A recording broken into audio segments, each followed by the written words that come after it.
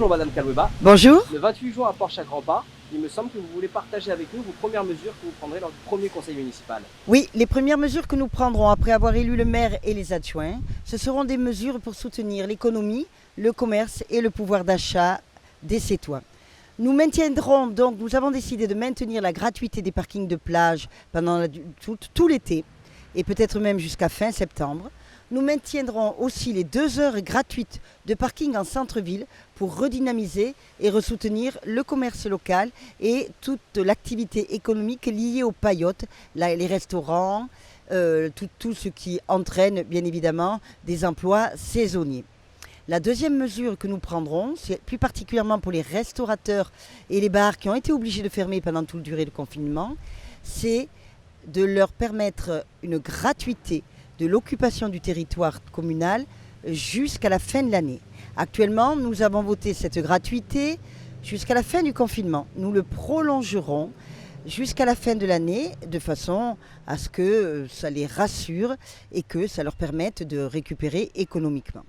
Par ailleurs, dès que nous aurons travaillé sur le projet de territoire de l'agglo, parce que c'est important de voir l'économie au niveau d'un territoire, et nous soutiendrons d'ailleurs la candidature de Sébastien Denaja pour être président de l'agglo, de façon à ce que ça ne soit pas la maire de Sète qui ait tous les pouvoirs, mais que ce soit un pouvoir partagé, concerté, autour d'un territoire et d'une discussion concertée avec toutes les autres maires des communes.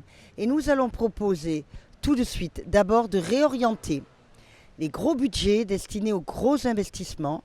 Je pense par exemple au Palais des Congrès ou à la Halle des Sports. Nous les réorienterons en premier lieu vers le soutien à l'économie locale, vers le soutien aux entreprises locales, comme par exemple les thermes, qui auront besoin d'être énormément soutenus pour pérenniser leur activité. Ce qui ne veut pas dire que nous allons abandonner ces projets, mais nous les étudierons pour les mettre peut-être ailleurs ou pour les déplacer dans le temps. Et puis par rapport au pouvoir d'achat des Sétois et de toutes les personnes habitant sur le territoire de notre agglo, nous allons mettre en place tout de suite 2 mesures. La première, c'est la réflexion autour de la gratuité des bus, la gratuité des transports en commun sur tout le territoire de l'agglo. Pour cela, nous passerons peut-être par une première phase expérimentale de gratuité le week-end. Nous allons essayer de le faire dès cet été en discutant avec les délégataires. Donc nous engagerons des discussions. Et la deuxième mesure pour le soutien au pouvoir d'achat de tous les Sétois et de tout le territoire, c'est d'engager des discussions avec le délégataire autour de la maîtrise de l'eau pour un retour en maîtrise publique de l'eau et une gratuité des 30 premiers mètres cubes pour tous. Madame Kaloueba, au niveau de la santé, ce thème a été très abordé avec la crise du Covid. Quelle décision allez-vous prendre au premier conseil municipal ? Oui, ce thème a été important et on s'est aperçu que c'était un maillon très très important dans le cadre de la solidarité et de la prise en charge de nos concitoyens. La première chose que nous allons faire, c'est de mettre en place en chantier, en réflexion, 2 maisons de santé dans des quartiers qui peuvent être le centre-ville et l'île de Thau, des quartiers où il y a beaucoup de population et où d'ici peu, avec le départ en retraite des médecins généralistes qui sont en libéral, nous pouvons avoir une problématique d'accès aux soins. Notre politique générale, c'est de l'accès aux droits pour tous, donc l'accès aux soins est important. La deuxième chose que nous devons faire pour anticiper n'importe quelle crise qui pourrait revenir et qui n'a pas été faite, c'est la mise en place d'un conseil local de la santé. C'est-à-dire que la mairie n'a pas une compétence santé propre, mais elle a une compétence de coordination et elle doit coordonner toutes les structures associatives, etc., qui travaillent autour de la santé et qui travaillent à la fois en période de crise, mais aussi à long terme. Je pense aux problématiques de la santé des jeunes, je pense aux problématiques de la santé mentale, aux problématiques de violence intrafamiliale, problématiques d'addiction, etc. Nous devons avoir ce travail-là de mise en relation. Et la dernière chose que nous pouvons faire tout de suite, c'est enfin avoir la maire ou un élu du conseil municipal de Sète qui prenne la présidence du comité de surveillance de la commission de surveillance de l'hôpital public. Nous devons défendre le service public hospitalier. Et pour cela, il faut s'engager et y être. Alors, 7 dans votre programme doit devenir aussi une ville plus verte. Oui, la première décision que nous pouvons prendre, c'est l'arrêt du projet de prolongation du boulevard Jean-Mathieu Grandjean.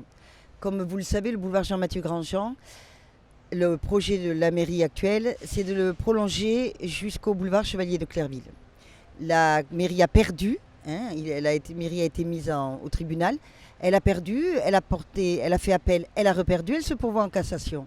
Mais nous arrêtons tout de suite ce projet, car ce projet, ça veut dire augmenter ce boulevard et le faire passer à travers la forêt domaniale des pierres blanches. Et ça veut dire surtout couper 200 pins, perdre 200 pins et abîmer la forêt. Et à partir de là, c'est l'ouverture pour une urbanisation de chaque côté du boulevard. Et ça, nous voulons nous arrêter et sanctuariser nos espaces verts dont nous avons besoin. La deuxième grande mesure que nous ferons bien évidemment en lien avec l'agglo, c'est la révision de tous les PLU, du PLU de la ville, du plan local d'urbanisme. Et à ce sujet, nous avons fait un bilan de tous les programmes immobiliers qu'il y a en cours. Et il y en a parce que les promoteurs, eux, ne sont pas restés confinés pendant tout le temps de confinement. Et donc nous devons réviser tous ces programmes immobiliers et voir comment on peut suspendre certains ou en tout cas beaucoup plus faire entrer de la végétalisation et du respect pour la nature dans ces programmes immobiliers. Madame Kaloueba, l'un des chantiers importants qui vous attend aussi, c'est de préparer la rentrée scolaire en septembre. Oui, la rentrée scolaire de septembre va être très importante, d'autant qu'on sort de cette période de scolarité un peu particulière. Et pour cela, nous allons mettre en place un grand conseil des écoles, parce qu'il nous semble important de préparer la rentrée dans un cadre collectif et démocratique. Un grand conseil des écoles avec tous les représentants des enseignants, de tous les personnels municipaux qui travaillent dans les écoles, cantines, personnel d'entretien, périscolaire, etc. Les parents d'élèves et pourquoi pas des enfants, pour préparer au mieux cette nouvelle rentrée scolaire. Notre projet à plus long terme est quand même une grosse rénovation de ce parc scolaire qui n'a jamais été fait. Cette rénovation-là, ça n'a jamais été fait pendant les 18 ans de mandat de M. Comègne, où nous avons perdu quand même plus de 500 enfants sur la ville. Une dernière question. Comment allez-vous financer ces actions ? Alors, d'entrée de jeu, nous remettrons à plat par un audit financier toutes les finances de la ville. Nous risquons d'avoir des surprises, nous ne connaissons pas tout. Nous allons remettre à plat le budget communication. Nous allons évidemment diminuer tous les frais somptuaires de la ville. Il est hors de question que moi, maire, je demande à faire voter 10 000 € par an de frais de bouche pour mes frais personnels. C'est indécent dans la période que nous vivons et ça a toujours été indécent. Nous allons arrêter aussi toutes les études autour des 3 parkings qui étaient prévus en centre-ville, puisque pour nous, ces parkings-là n'ont pas lieu d'être. Ça ne rentre pas dans le cadre de notre programme environnemental et sur les mobilités. Donc nous commencerons comme ça en étudiant les finances de la ville et en faisant des économies.